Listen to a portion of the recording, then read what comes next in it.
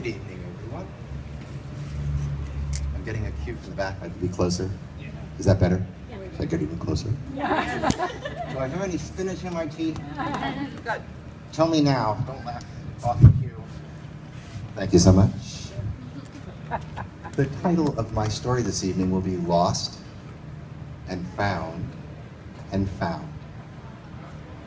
Because sometimes you lose one thing and find another, and then another.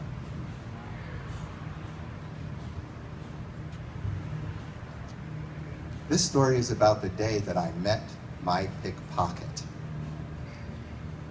Auspiciously, it was exactly the same date as today, May the 15th, in 2011.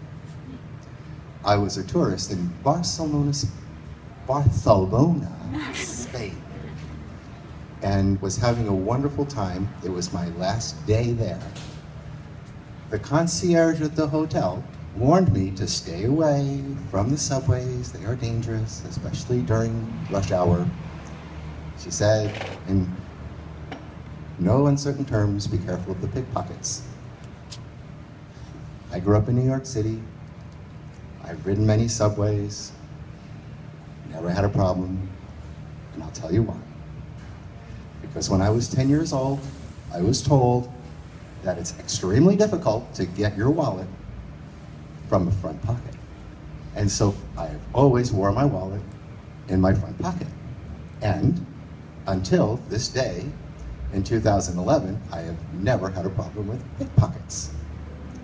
So with this false sense of security, I embarked on a short 3 or 4 station. I just wanted to see how they run their subways there in Barcelona. So I got on the subway, and I felt safe. What is a pickpocket? Have you thought about that? No, I have. You can bet I have. Basically, a pickpocket is a mugger who really can't handle confrontation.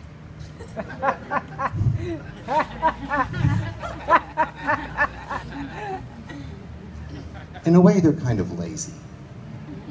They won't even go out and buy a weapon of any kind. They won't confront you and look you in the eye. They just want your stuff and they know how to get it surreptitiously. Now, if you are considering a career in pocket picking, you have basically 2 choices. You can be an individual, a loner, and work on your own. Start at, say, 7:30 in the morning, work the commute rush hour, and you're done by 10:30. You've got a sack full of loot, and you take the rest of the day off. Or maybe go to your day job, which you really don't need because these guys really clean up. The other option is to work, if you're more socially inclined and probably younger, you'll work as a team, and you might have 3 or 4 people on your team. The team members are as follows. There is usually one person who is the leader, and this person figures out who the marks are. This person is responsible for picking the fattest wallets or the best watches and jewelry. The second person in the team is the distractor.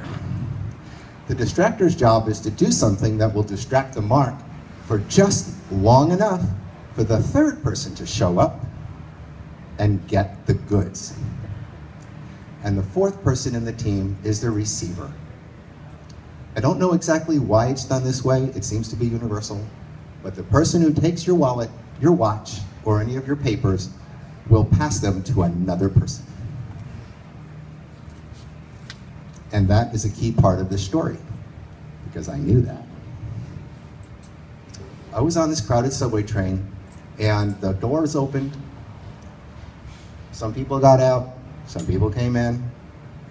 My pickpockets came in. They were a team, 1 against 4. I'm standing there, and just like any other subway, they have poles, and you hold on if you don't have a seat. And I'm standing there, holding onto this pole, and suddenly I became aware of this buzzing sound, and it was really strange, but 3 of these 4 people were just kind of moving towards me through the car, making a weird, kind of like a bee-like buzzing sound. Distraction number 1. Distraction number 2. 2 of the most loveliest breasts you'd ever want to see. Passed just below my nose. Distraction number 2. I suspect that the moment that I was distracted by the young woman, my wallet was missing from my front pocket, which I had always felt was the safest place to keep it, a deep front pocket. How many men here keep your wallet in your front pocket? 4. 4. Well, false sense of security.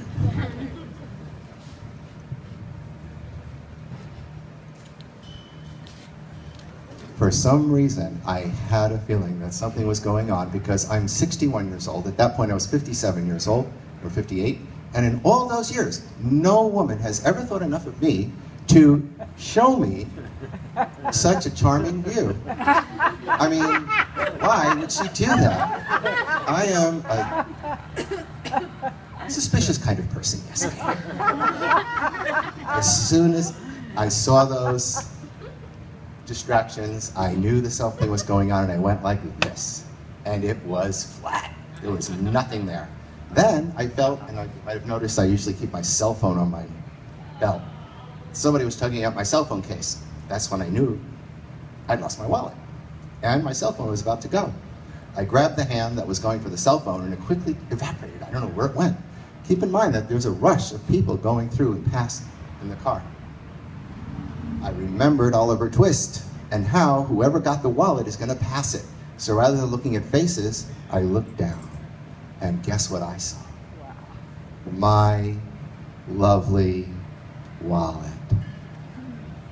It was being passed to the young man who was standing against the sliding door of the subway car. I went over to him, assuming that he would understand English. And I just got close enough so he could hear me. I put my hand out and I said, "Give it back." And without a hesitation, he handed the wallet back. I put it in the pocket, and then something really surprising happened, as if that wasn't enough. The young lady came over to me and she said, as if we were friends now, she said, "You'd better check it." What? You just freaking tried to rip me off on my last day in Spain, causing me all kinds of trouble, and now you care about me? What's the matter with you? Anyway. So my story is, sometimes you lose something. I lost my wallet momentarily. Then you gain something. I found my strength to do what I needed to do and get it back immediately. And then I found something else, which was to get my wallet back. And that's my story of how I met my pickpocket in Barcelona, Spain on May the 15th, 2011. And thank you so much for listening.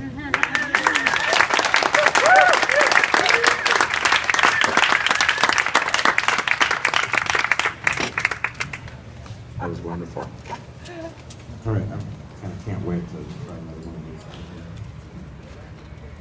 This one is